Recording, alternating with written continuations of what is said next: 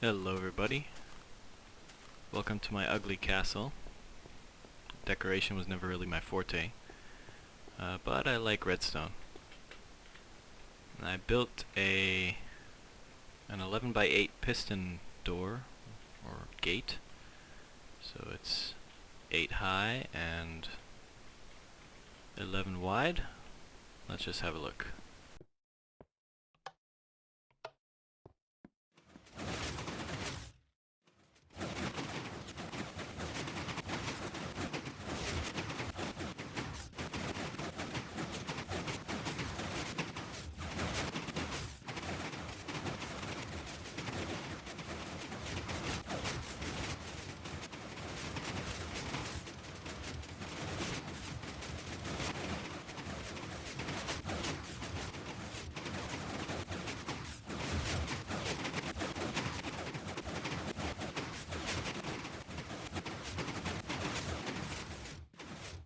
So this is the hard block, as always, the middle one.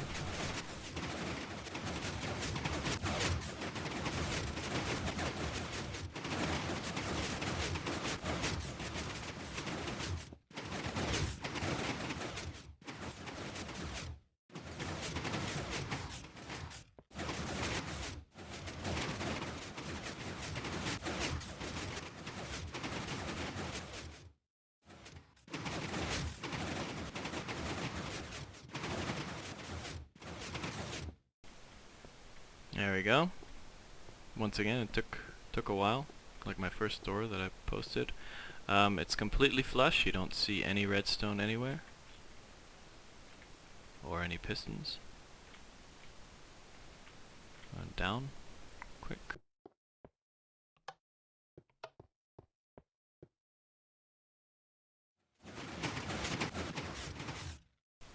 All right. So, this is what's above ground. It doesn't look like very much, and that's because it's only a very small part of it. These are actually only just the buses that go to the top, and then part of the contraption that goes to the bottom part of the door. I built it so that most of it could be built underground, and it's all of this here. Everything that's lit up from back there all the way over there. So I'm just gonna load another map where we can see the door better. So this is the door in its entirety. This section here, down that to that yellow wool, to my piston tape there.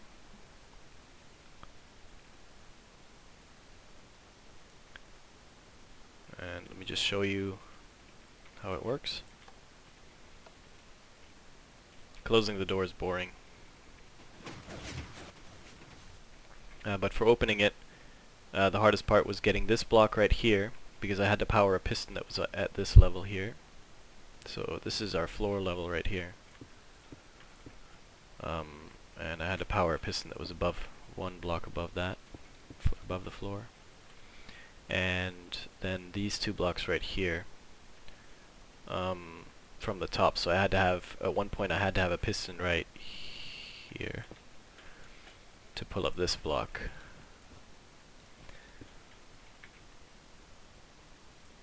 And the trick I used was minecarts to do this, because detector rails are the only movable redstone component, the only way to get power to something that you can move. So you can see here that minecart just got pushed in there, and I have a little piston tape running on the bottom. And as the minecart moves underneath these pistons, they pull down the blocks, and the walls close again. And for the top, I also use minecarts.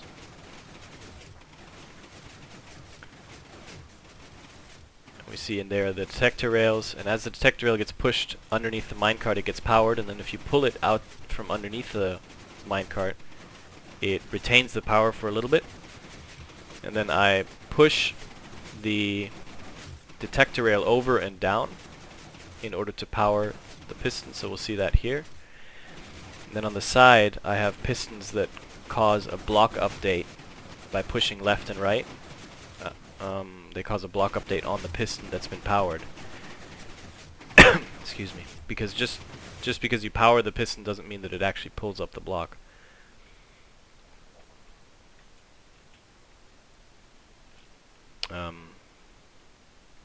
And then all the rest is basically, yeah, when to send the pulse to which piston.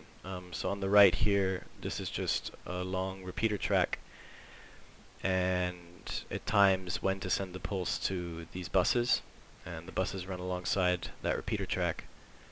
It gets sent up there. Actually, this is good to see by night.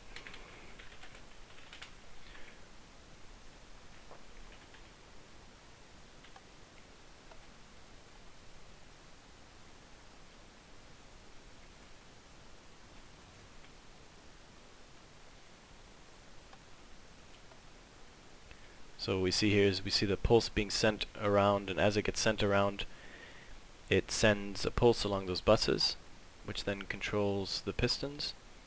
And over here on the left we see the same thing. Basically what happens is one pulse gets sent along this blue wool. This is just timing. And then as it reaches a certain time, then the pulse gets sent down these buses and over to the piston tape, which causes the piston tape to move. Then as the piston tape moves, it sends pulses down these lines, and these lines go over here to the yellow wool. And what the yellow wool is basically a combination of piston movements that repeat, that occur over and over again. Because in total it takes, I think, 215 movements, 215 piston movements to bring the top part up. I don't think that's updating properly here. Yeah, so. And then it gets sent along these tracks, and I found that this was the most efficient way to build this, to kind of cluster the things that occur over and over, the repetitions, into individual components, and then I send a pulse down these repeater tracks, which spiral up and down these. I have 21 buses. Spiral up and down them, and then that pulse gets sent up along those buses and controls the piston. So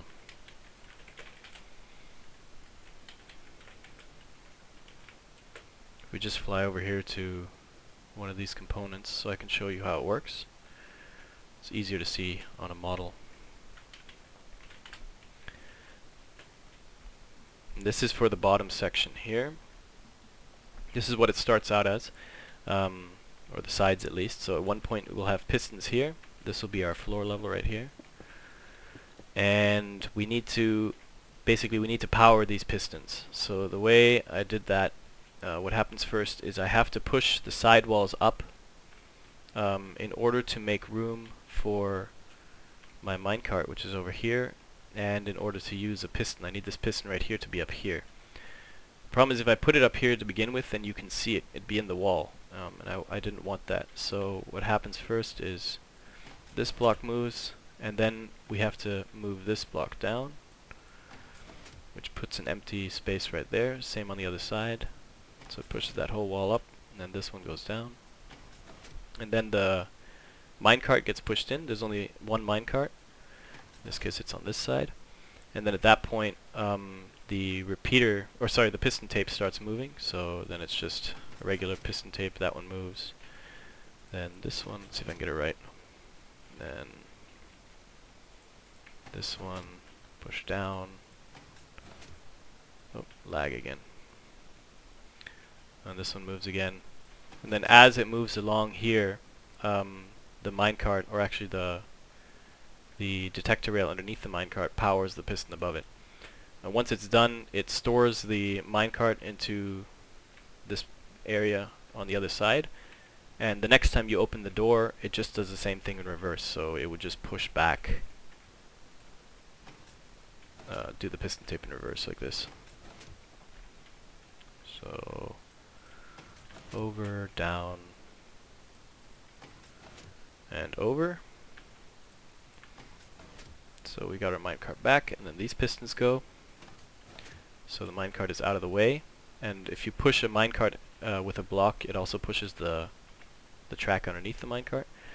And now we have to push the wall down again, because this piston here is exposed, because this right here is the wall, and this is the floor level.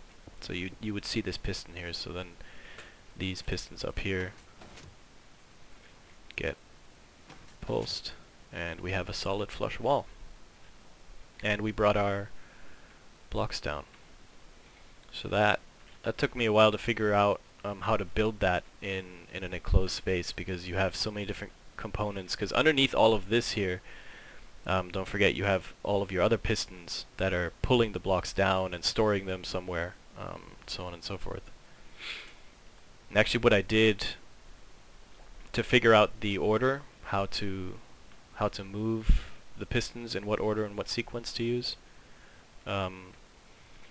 is I built these demo things here, and I just figured out with the levers, so basically which pistons do I have to move in what order. That was for the bottom, and this one right here is for the top. And then once I had that figured out, that order, I could group them into components, or into yeah, I could put them into groupings that repeated, that happened over and over again, so I didn't have to take up so much space. It's still big enough as it is. And then for the top, basically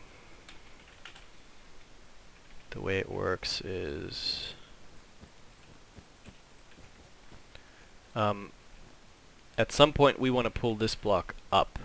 This is let's say this is the 5th block down, so we're gonna have a piston here, and we want to pull with this piston. If this is our ceiling right here, then this is 1, 2, 3, 4, 5. So that's the 5th block. So we want to power this piston here and move it down one more block in order to pull this block up.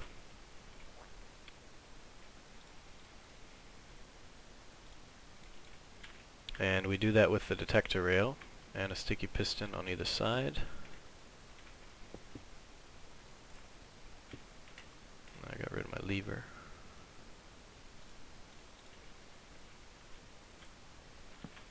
And basically what I can do then is, oops, I can pull this detector rail over, and at this point it's still powered. It's still got power on it. And then if I push the detector rail down, then I'm holding power right here, but you see that this piston didn't update yet. So I have to force a block update on this piston, and I do that by pushing ups, pushing out. My goodness. And once I push over, it updates this piston right here. And then at that point I can pull this detector rail back up and store it back under the minecart. Now a big problem is that once you pull the detector rail up, it's free floating, and it breaks if there's anything happening around it. So when I had 11 of them side by side, they kept breaking. So what I had to do is I would put power on this piston before I pulled it up, and then as soon as you pull them up, in one tick it pulls up the track and pushes it back in. And then over here I can just pull it back out, and then I can pull this one back, and then on the other side we have to do the same thing because this column has moved over now, so we want to make sure to shift that back. Oops. So we shift that back, and that causes another block update, so we get that block. And that's the basic concept. Simple enough. It took a while to figure this out, but then incorporating it into a big door, it took quite a while. This is a pretty big project that was fairly complicated.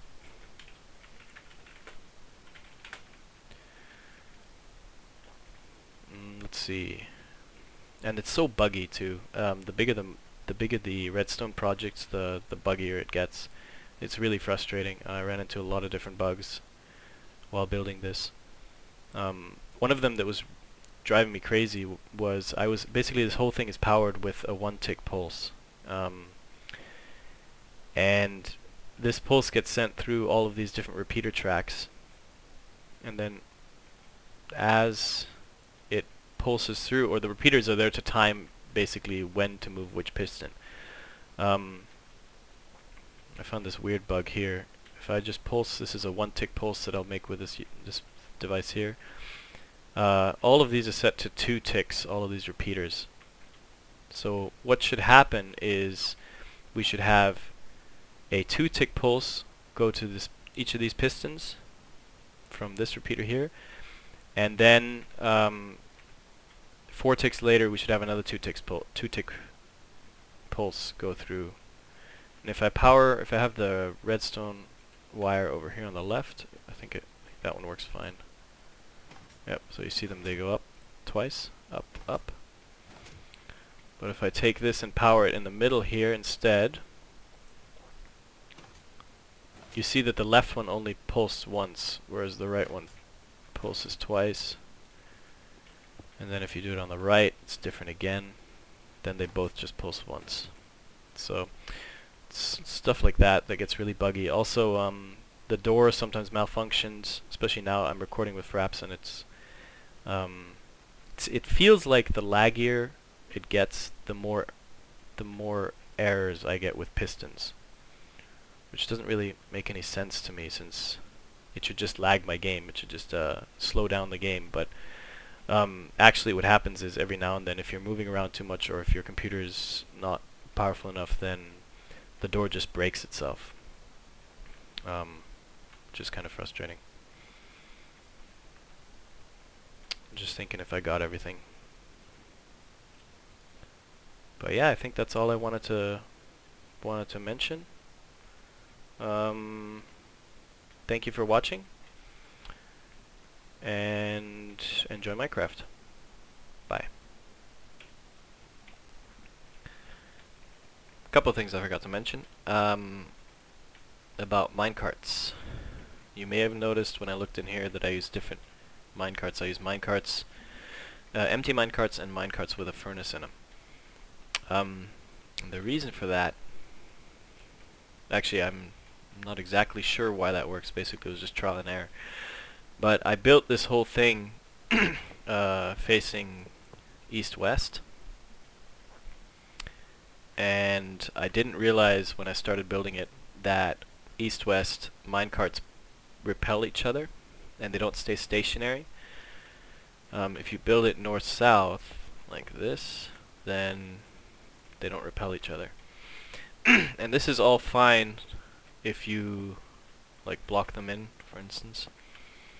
You put a minecart on the side and in the middle, and if I were to remove this block here, then they fall out. But the problem is if I pull the tracks out from under the minecarts, and I do this in quick succession, and I do it many times to open that door. And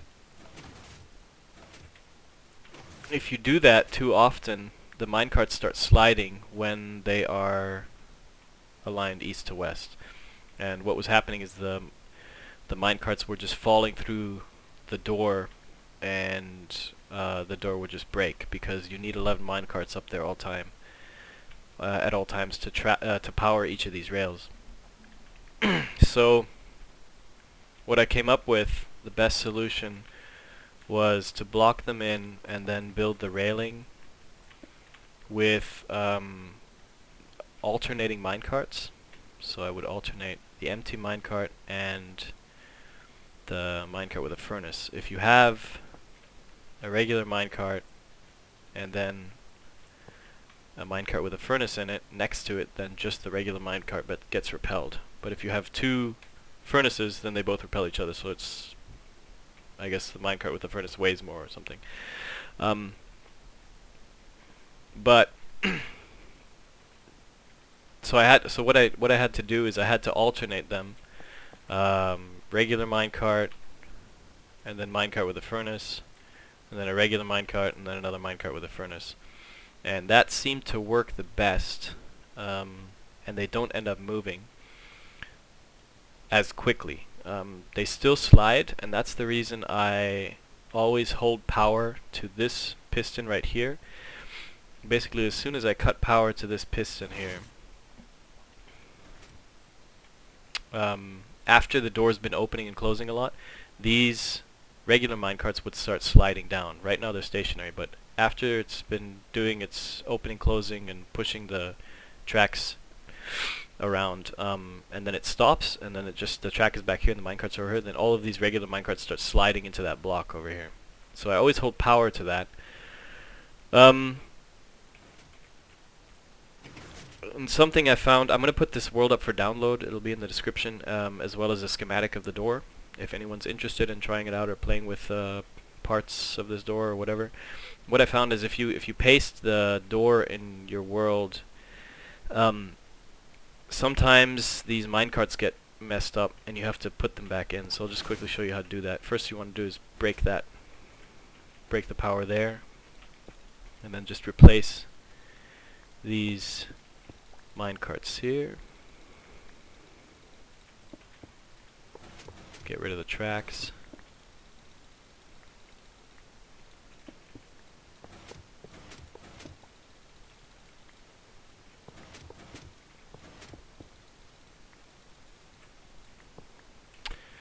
And oops. Fill this back in.